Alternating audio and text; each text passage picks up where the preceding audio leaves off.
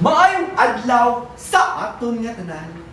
Sa aton halangdon nga mga hurado, mga tumalanaw, kag alagad sang Ginoo. Ang tigulo sang akon nga binalaybay nga nga nga nga nga nagapadayon kita. Mga young people sang simbahan, ginatawag kag ginaatipan sa pagtuo, ginaabtik ang tikang, apang mas dako kag mas abtik ang tikang sang kadulom kag temptasyon sang kalibutan. Ginabuyag-yag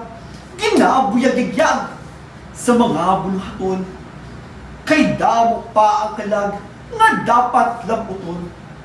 Pulong sang kaluwasan ang nagahatag sa aton kabuhi nga walay katapusan.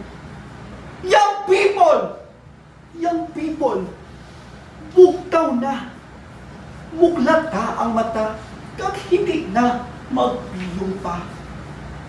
Nga ang nagadala kita sang nagadabdab nga sulo sang kamaturan, kay ginasundan ang aton nga dalanon sang dulong nga kalibutan.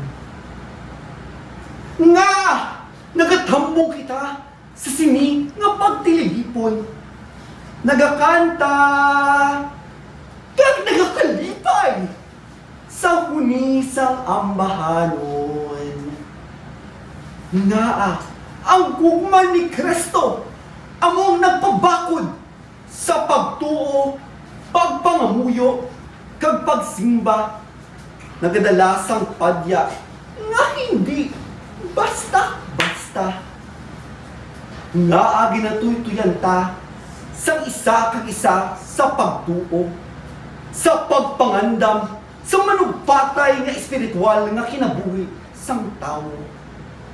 Nga nagaambit ka sa mga testimonya para sa pagdayaw sa buhi nga Dios kag sa mga ginahimo niya.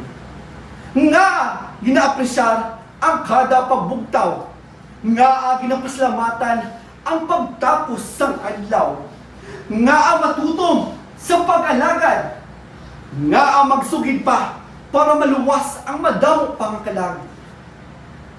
Mga kabataan kag mga abyan, nga kita nagakwestiyon sang dugang pa nga kaysa aton pagpanglakaton sa sini nga kalibutan.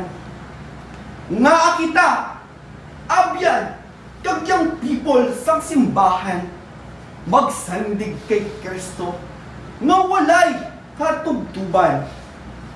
Young people kag abyan para sa Ginoo kag kaluwasan.